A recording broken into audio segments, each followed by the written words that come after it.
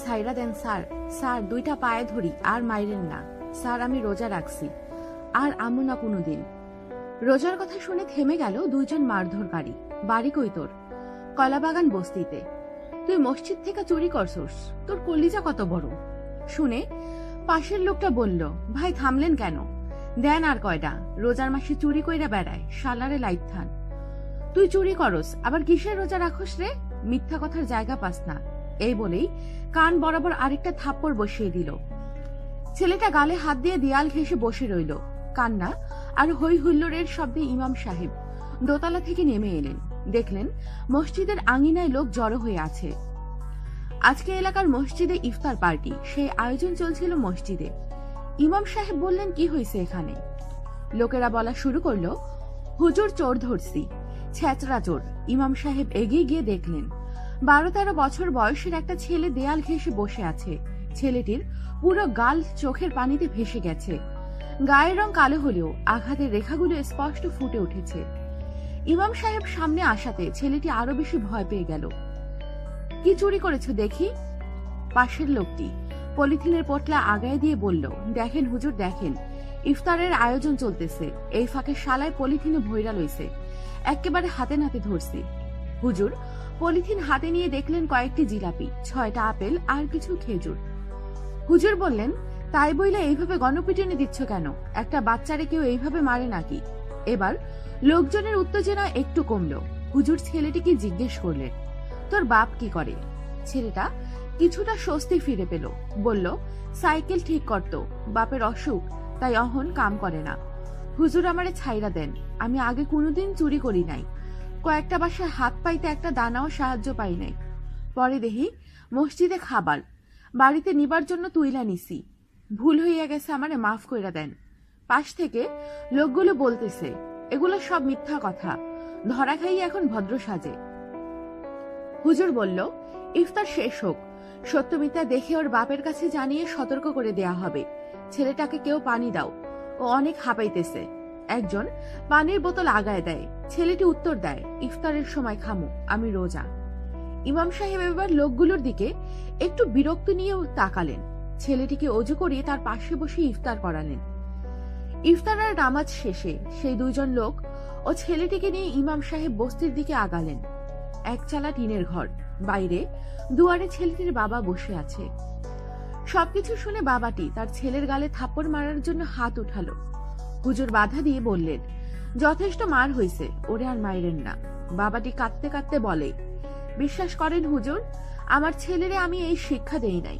বেশ কয়দিন ধরে আমার অসুখ, কাম কাজ নাই, পোলা পানকু ঠিক মতো খাওয়ন জোগাইতে পারি না। কিন্তু পোলায় চুরি করব কোনোদিন ভাবি নাই, ও এমন পোলা না। এসব কথার মধ্যে ছেলেটির বোন বেরিয়ে আসে।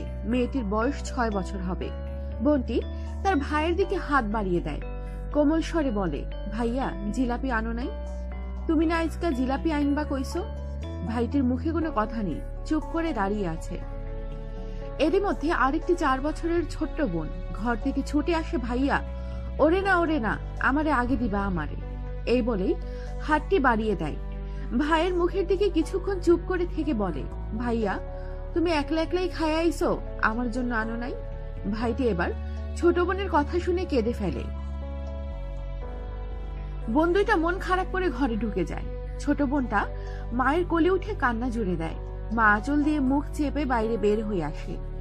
মা বলে, মাইয়া দুইটা কয়দিন ধরে জিলাপি খাইতে চাইতেছে, ওগো বাপের অসুখ, টাকা পয়সাও নাই, তাই পোলাটারে বাইরে পাঠাইছিলাম বাড়ি বাড়ি গিয়া কিছু সাহায্য চাইয়া আনতে।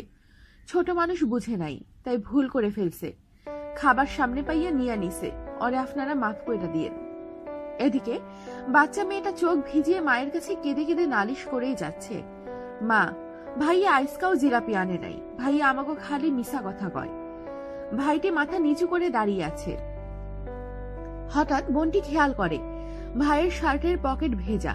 ভাইয়া তোমার পকেটে কি? এই বলেই হাত ঢুকিয়ে দেয়। বের করে দেখে 2টা জিলাপি। ভাই তুমি আনছো? দুই বোনের মুখে হাসি ফুটে ওঠে। ভাইটি এবার ভয়ে মুখ চুপসে যায়।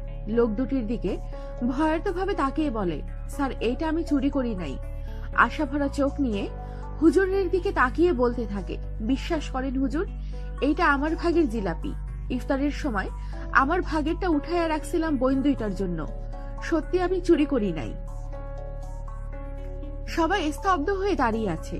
হুজুর ছেলেটারে টেনে বুকে জড়িয়ে নেয়, মাথাটা বুকে চেপে ধরে রেখে চোখের পানি ফেলতে থাকে। লোক দুইটা এবার সশব্দে কাঁদতে থাকে। কাঁদতে কাঁদতে ছেলেটির বাবার কাছে এগিয়ে যায়। বাবার হাত দুটো ধরে বলে, ভুল হয়ে গেছে আমাদের, আপনার ছেলের গায়ে হাত তুলছি, মাফ করে দিন আমাদের। লোক দুইজনের একটা পকেট থেকে মানিব্যাগটা বের করে বাবার হাতে দিয়ে বলে, এখানে যা আছে তা দিয়ে বাচ্চাদের কিছু ভালো মন্দ খাওয়ায়। এ সময় সেখানে এক আবেগঘন পরিবেশের সৃষ্টি হয়। তারা লজ্জায় আর বেশিক্ষণ থাকতে পারলো না।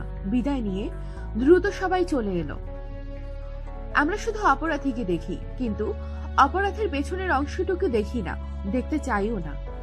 আমাদের চকের বাজার, বাবু বাজার, খানদানি নামি দামি নানা শাহী ভোজ দিয়ে ইফতার করতে যাই, অথচ পাশের মানুষটি যে দুমুঠো খাবারের জন্য রাস্তায় বের হয়েছে সেই দিকে দৃষ্টি দেই না। নামি দামি রেস্টুরেন্টে গেলে আর ইভেন্ট করে সেলফি তুললে কি আমাদের পুণ্য 10 গুণ বেশি হয়ে যাবে?